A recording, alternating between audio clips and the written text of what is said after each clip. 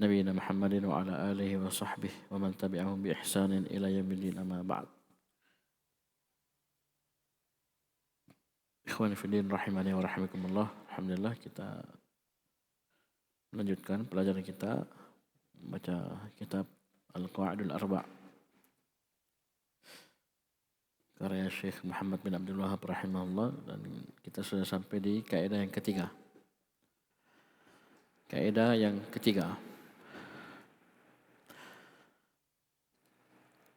Apa inti dari kaidah yang ketiga ini?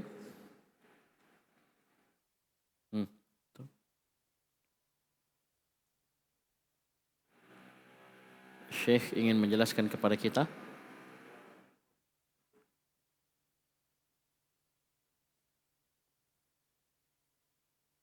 bahwasanya kaum musyrikin dalam ibadah mereka itu beraneka ragam, bermacam-macam, berbeda-beda.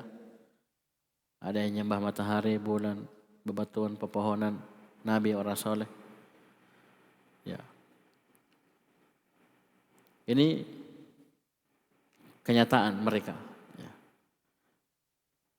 Tapi hukumnya sama, satu. Nabi SAW tidak membeda-bedakan di antara mereka. Nabi perangi semuanya tanpa membeda-bedakan. Baik. Intinya mereka menyerahkan ibadah kepada selain Allah, siapapun dia, apapun dia. Ini yang ingin diingatkan oleh Syekh di kaidah yang ketiga ini. Bahwasanya syirikan itu ibadatu ghairillah. Ya. Ibadatu ghairillah kainan mangkana.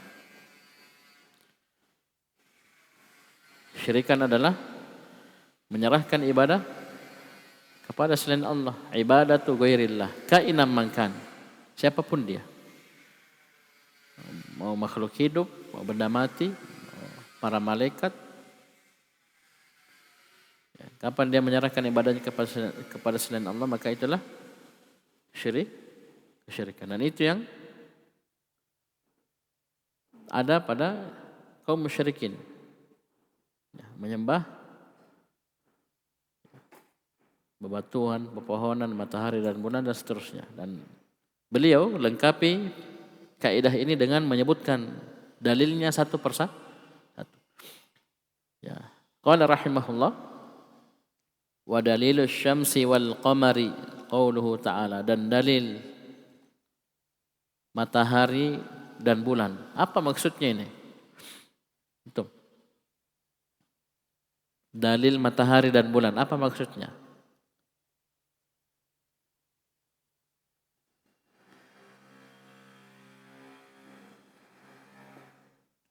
Hah?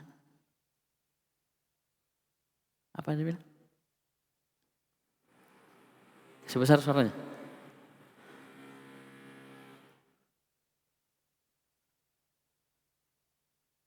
Nah.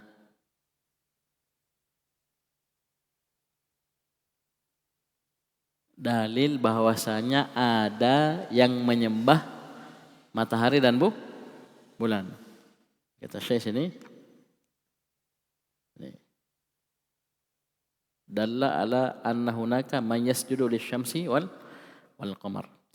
Jadi dalilus syamsi wal qamari artinya kalau antum terjemahkan dalil bahwasanya ada yang menyembah, beribadah kepada matahari dan bulan. Apa itu dalilnya? Qauluhu ta'ala, firman Allah Subhanahu wa taala dalam surah Fussilat ayat 37, Fussilat ayat 37, Allah Subhanahu wa taala berfirman, wa min ayatihi, dan di antara ayat-ayat Allah, tanda-tanda kebesaran Allah Subhanahu wa taala, al-lailu wan naharu wasyamsu wal qamaru. Malam, siang, matahari dan bulan. La tasjudu lisyamsi wala lil qamar. Jangan kalian sujud. Sujud ibadah. Jangan kalian sujud kepada matahari dan tidak pula kepada bulan. Ada larangan dari Allah Subhanahu wa taala, jangan sujud, jangan beribadah, menyembah matahari dan bulan. Kata Syekh Shalih Al-Fauzan di bawah ini, dalla ala anna hunaka may yasjudu lisyamsi wal qamar. Ini menunjukkan, ayat ini menunjukkan, menegaskan bahwasanya di sana ada orang yang menyembah, sujud kepada matahari dan bulan. Kemudian beliau kaitkan tentang pembahasan fikih, walihada naha Rasulullah sallallahu alaihi wasallam 'anis salati 'inda tulu'i'isy syamsi wa 'inda ghurubiha. Oleh karena itu Nabi sallallahu alaihi wasallam melarang dari salat inda ketika terbitnya matahari, tulu'i'isy syams, wa 'inda ghurubiha, dan ketika terbenam. Ya, pas terbit dan pas terbenam haram kita salat di situ, dilarang. Ya. Saddan lidzari'ati. Ini menutup perkara yang bisa mengantarkan kita kepada kesyirikan. Li'anna hunaka may yasjudu lisyamsi 'inda tulu'iha. Karena di sana ada yang sujud menyembah matahari ketika dia terbit, wa yasjudu laha 'inda ghurubiha, dan dia sujud ketika terbenam. Jadi kita dilarang. Fanuhina an nusalliya fi hadainil waqtain. Kita dilarang untuk salat di dua waktu ini. Wa in kanatis salatu lillah, walaupun salatnya kepada Allah, kita tidak sembah matahari.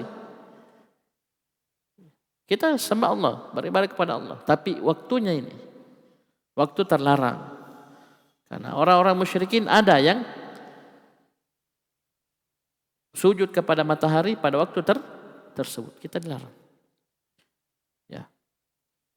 Oleh karena itu kata Syekh, lakin lamma kana fi salati fi hadzal waqti musyabahatun li fi'lil musyrikin muni'a min dzalika.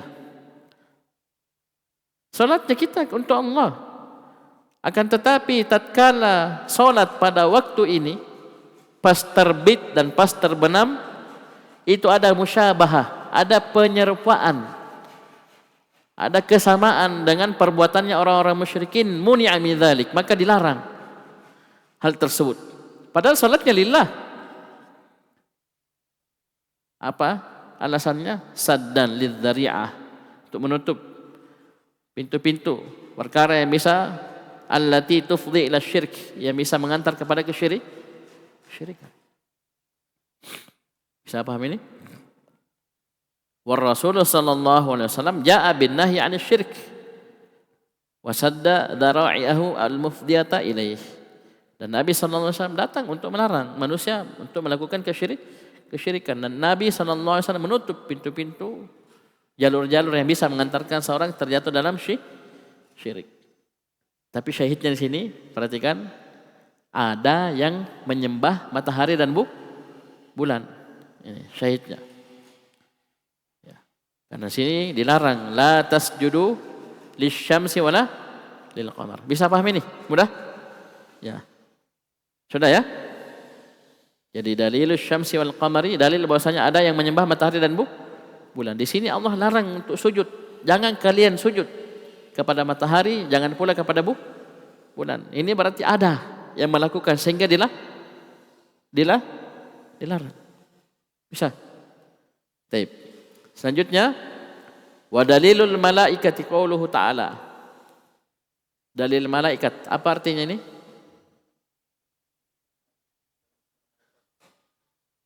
Dalil bahwasanya ada yang menyembah malaikat. Qauluhu ta'ala, firman Allah Subhanahu wa ta'ala, wala ya'murukum an tattakhidul malaikata wan nabiyyina arbaba.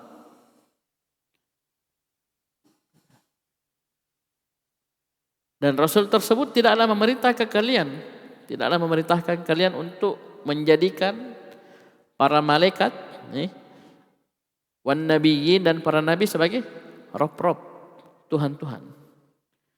Tidak pernah seorang Rasul pun itu memerintahkan kalian untuk menjadikan para malaikat dan para nabi sebagai rob, Tuhan. Berarti ada yang menjadikan malaikat dan nabi sebagai rob, diserahkan kepadanya ibadah. Perhatikan kata Syekh Shalih Fauzan nomor 11 ini. Dalla ala anna hunaka man abadal malaikata wan nabiyyin. Ini Syekh Fauzan yang bilang. Ya, ini menunjukkan bahwasanya anna hunaka di sana ada yang abadal malaikata, yang menyembah beribadah kepada para malaikat wan nabiyyin dan para nabi. Wa anna dzalika syirkun. Baik. Dan hal tersebut itu merupakan kesyirikan. Bisa? Bisa? Baik. Jadi dalil bahwasanya ada yang menyembah malaikat. Sebenarnya sudah masuk para nabi juga. Cuman Syekh Muhammad bin Abdul Wahhab rahimahullah mengkhususkan dalil untuk para nabi. Bahwasanya ada yang menyembah nabi.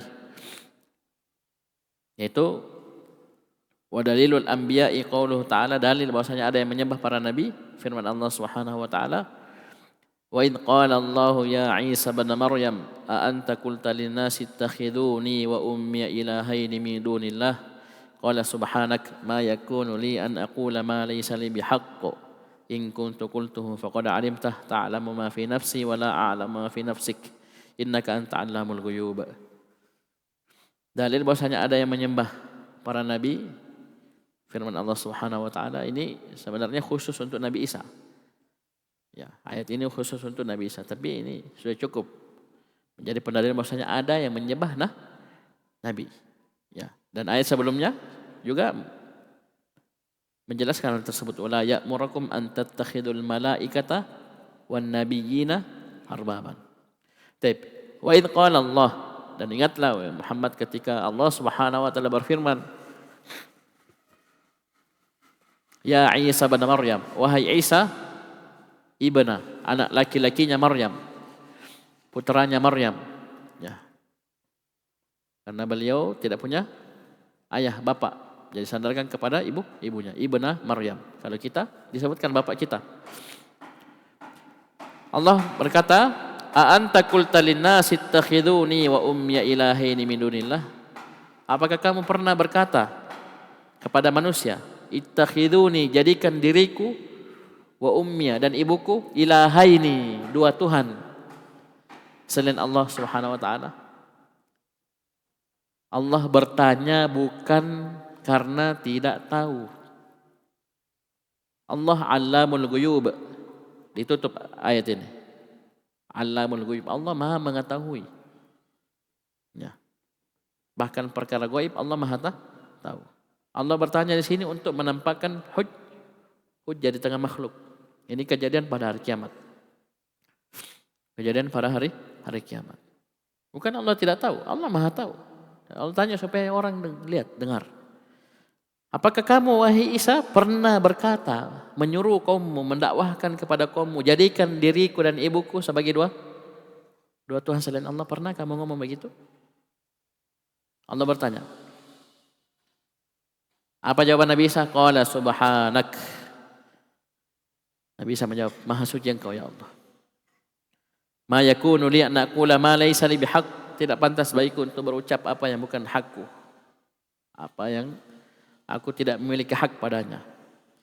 In kuntu qultuhu faqad alimta, jika aku betul-betul telah mengucapkan ucapan tersebut, jadikan diriku dan ibuku sebagai dua Tuhan selain Allah, maka faqad alimta, maka sungguh kau telah mengetahuinya. Ya. Tentunya ya, ilmu di sini maknanya ya, ada konsekuensi di balik hal tersebut, ada balasan. Bukan sekedar Allah tahu, tapi sudah ada balasan dari Allah Subhanahu wa ta'ala. Ta'lamu ma fi nafsi wa la a'lamu ma fi nafsik. Engkau mengetahui apa yang ada pada diriku, dan aku tidak mengetahui apa yang ada pada dirimu. Innaka anta 'allamul ghuyub. Sungguhnya engkau adalah yang Maha mengetahui perkara gaib. Jadi ini berarti bahwasanya ada yang menjadikan beliau dan ibu beliau sebagai dua Tuhan selain Allah Subhanahu wa taala. Oleh karena itu di ayat setelahnya Nabi Isa menegaskan, "Ma qultu lahum illa ma amartani bih an ya'budullaha rabbi wa rabbakum." Tidak ada yang saya ucapkan, yang saya sampaikan, saya dakwakan kepada mereka kecuali apa yang engkau perintahkan aku dengannya ya Allah. Apa perintah Allah kepada Nabi Isa untuk disampaikan? An ya'budullaha rabbi wa rabbakum. Itu beribadahlah kalian kepada Allah Subhanahu wa taala, Rabbku dan Rabb kalian. Bukan malah beliau mengajak menyembah diri beliau dan ibu beliau, tidak ada ajakan seperti itu. Tapi ternyata ada yang menyembah, beribadah, menjadikan beliau tuh Tuhan, ilahain, bahkan dengan ibunya. Bisa paham ini? Ini dalil bahwasanya ada yang menyembah para nabi. Ya sudah, matahari sudah, bulan sudah. Orang musyrikin coba sembahan mereka, bulan disembah, matahari disembah, para malaikat sembah, nabi disembah. Coba, ya, beraneka ragam, ya, macam-macam, ya, sembahannya. Taib. Ya, setelah itu beliau masuk ke Dalilus Shalihin. Nanti kita baca di hari Senin insyaallah di pertemuan selanjutnya. Karena ini As-Shalihin ada dua penafsiran kita akan sebutkan di sini. Shalihin dan terakhir bebatuan dan pepohonan, ini yang paling panjang. Ya. Karena ini hubungannya dengan Lata, Uzza dan Manah. Serta satu hadis, satu-satunya hadis yang beliau sebutkan. Itu hadis Abi Waqid Al-Laitsi radhiyallahu anhu. Ini agak panjang. Nanti kita insyaallah selesaikan kaidah ketiga ini di pertemuan selanjutnya. Baik. Jadi hafal sampai di sini ya. Wa dalilul anbiya. Jadi dalilul syamsi wal qamar, wa dalilul malaikah, wa dalilul anbiya. Ini dihafal ya, dihafal. Baik, sekian. Subhanakallahumma wa bihamdika asyhadu an la ilaha illa anta astaghfiruka wa atubu ilaik.